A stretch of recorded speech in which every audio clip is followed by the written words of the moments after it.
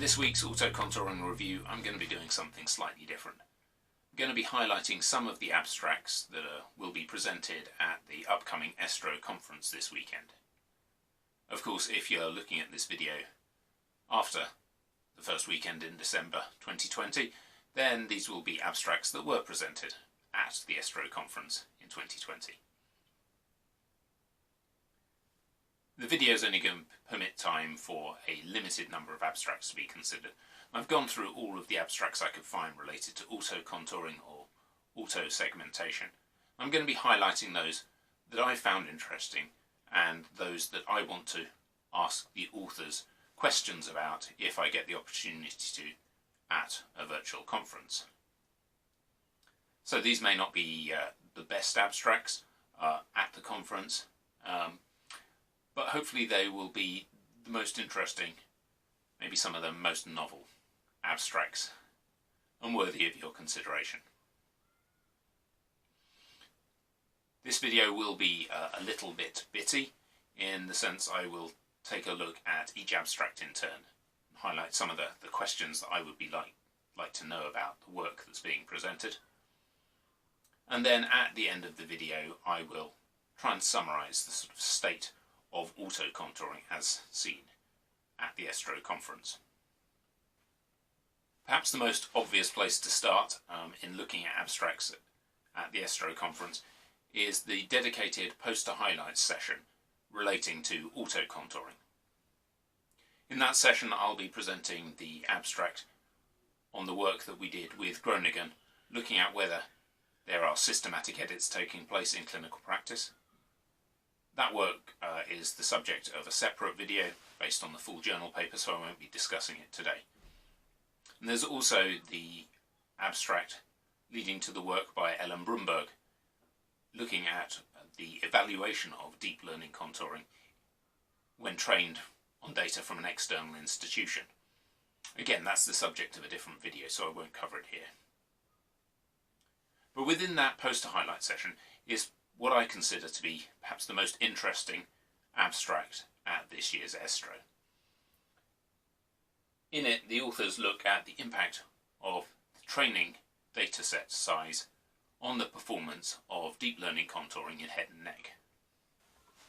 In it, the authors take about 1,000 cases and they set 200 aside for testing, and then the remaining 800 they break into training sets, starting at 40 patients, then 80, etc., up to 800 patients in the training set. And they train multiple models with each of the database sizes to look at the variability if you take different subsets as well. And for each organ, they show the performance variation in terms of dice score on the test set over the different database sizes. What I found really interesting here is that we get a sort of inconsistent behaviour between the different organs. Some organs, such as the left optic nerve here, get better as you increase the database size. Other organs seem to have an optimum, so the spinal cord gets to a database size of around 600 and then the performance starts to drop off again, and for some reason the network is getting worse. And then you get some really fascinating ones, such as the right temporal lobe, which gets better and then it gets worse and then it gets better again. I think this has real impact on how we're going to potentially need to train deep learning systems. But it'll be interesting to talk to the authors and try and get their understanding about why we see this behaviour. I also have a few technical questions for the authors, just around the sort of consistency. They do highlight that in their method, but are they doing the same network for all organs? Is it a separate network, or is this a multi-class? The nature of these conference abstracts is there's not quite the detail that you want to be able to reproduce the experiment. But otherwise I think the results in this paper are fascinating. I'm looking forward to trying to engage with the authors around this particular abstract. Another interesting poster in the poster highlights section, poster number 606, being presented by Mike Nix, looks at the confidence that we might have in auto-segmentation. So in this work they've taken a commercial system that they want to evaluate its performance in clinical practice. And they're training a GAN to do segmentation separately. So taking a separate training set, training up this GAN, and then using that discriminator part of the GAN to look at the auto contours being generated by the black box commercial system that they're using. And there the discriminator is able to highlight areas where it would suggest that the auto contouring is not working well. Areas where it can distinguish between auto contouring and a human manual contour. Well, the idea of this paper is really interesting. I think there is that need to try and sort of perform automatic QA of auto contouring. The sort of visual representations presented in this paper seem to highlight the edges of the sort of organ. You know, we lack confidence in segmentation quality near the boundary. Within the middle of the organ we're quite confident, and further away from the organ we're quite confident. And what I don't fully understand, and I'd love to have a chance to chat with Mike about, is how these would be used in clinical practice. Because if we're looking essentially that the whole organ boundary has uncertainty, that's where we expect to see the uncertainty. That's where we're going to be doing the editing. So in what way can this visualization really help in clinical practice and highlight areas where the contouring has failed on a large scale potentially? Outside of the poster highlight session, there are numerous other posters looking at auto contouring. As I've said, there's not time in this video to consider all of them. I would draw to your attention the work by Femke Vassen on the added path length. That's poster number 1725. The full journal version of that work has already been considered in a previous auto contouring review.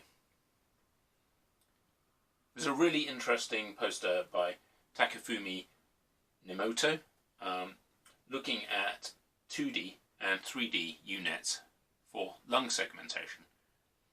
In this paper they compare to Varian's smart segment lung segmentation approach, and unsurprisingly the deep learning outperforms it.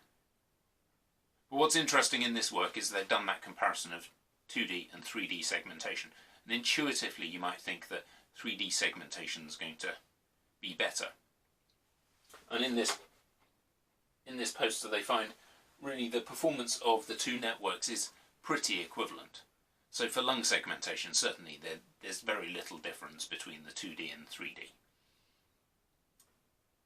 I guess one question that I have around this work is how do you make that comparison fair? Is it the same number of network parameters if you consider the training set size, as we did with one of the previous abstracts I've spoken about? If you take a number of 2D slices, you have more 2D slices for the same number of patients. How do you make that comparison fair? So I think that there's subtlety to this work, but certainly it's interesting to see that comparison that suggests that actually a 2D network is sufficiently accurate, or at least as accurate as a 3D network. Another abstract, which boils down to this question of sample size again, is the poster 1755, being presented by Edward Henderson, using a jigsaw puzzle solving network as an initialization, essentially pre-training for organ at risk segmentation. Now, they're not explicitly looking at sample size in this abstract, but the purpose behind the work is really, can we train a network using a small sample set? And to do so, they train a UNet, but the first half, sort of downsampling portion of the UNet, is trained initially to solve a simple jigsaw puzzle. They take the CT and they extract 9 patches from it and take permutations, and then they train the network to work out what shuffling has been performed. And having pre-trained that downsampling set, they can then append an upsampling set, and they can more rapidly train a unit for segmentation. Again, the nature of a conference abstract, the detail behind how they've done that training on the jigsaw solving is minimal, effectively. And I would definitely have questions for them around that area. What did they do? How did they set that up? A lot of technical details that I would like to extract from these authors. But I think that principle of using a different task as a way of pre-training a network, that's been shown quite a lot in the literature, and it's interesting to see it being applied in the area of auto-contouring for radiotherapy. The final abstract that I'm going to talk about in today's video is not one about deep learning, it's about atlas contouring. And this is poster number 1849 by Rebecca Miska, who's looking at using atlas contouring for auto-segmentation in breast cancer patients, but being treated in a lateral position. Now, sadly this poster, or at least the abstract, doesn't have any pretty pictures to make the video look better. Hopefully the poster will have some good illustrations. What I think is interesting about this abstract is that change in position of a patient. Many of the commercial vendors now will offer some kind of breast auto-contouring using their deep learning systems. But what if you have the sort of more outlier cases, the ones that you don't treat very often? You don't have large data sets with which you can train deep learning contouring. And I think what this abstract shows is there's still a place for atlas-based auto-contouring as well to treat some of those cases where we only have a small data set with which we can develop our auto-contouring system.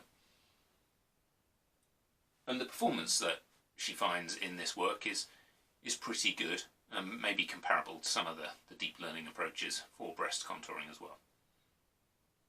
So what are my impressions going into this year's ESTRO? Well, the first thing I note is there are a vast array of abstracts around auto-contouring, particularly deep learning based auto-contouring. When I first sort of started presenting some work on deep learning contouring at ESTRO, I think it must have been 4 years ago now, there were perhaps 2 posters. It was a very niche area, and now there maybe is in the range of 25 or so. There's definitely a sort of increase in work being done in this area. The works being presented at this year's ESTRO vary enormously in what stage of development they're at. There are some works where they're talking about the network and the initial sort of results they're getting, through to works where we're looking at the degree of editing after 1 year of clinical use. So there's the full range of stuff. There are quite a few posters looking into the technical details around deep learning contouring. As I've highlighted here, what is the influence of training set size? Should we do 2D or 3D? I think it really shows that whilst deep learning contouring is becoming popular, it's getting good results, it's being used clinically, there are still areas for exploration, the sort of technical detail. Perhaps these aren't going to make a huge difference to the performance, but it's still worth exploring in case they do. I think this year's ESTRO is going to be interesting, being a virtual conference. A lot of the auto-contouring works are being presented as posters. I think that's actually great at the sort of face-to-face conferences. There's a good opportunity to discuss with the authors about their work in front of a poster. It's a really nice way to interact with people. It'll be interesting to see how that pans out at this year's ESTRO, or whether to some extent we're just going to get a pictorial representation of the abstracts. I hope some of the abstracts that I've highlighted here will be further developed into full journal papers, and maybe I'll be able to feature a more in-depth analysis of the work on a future auto-contouring review.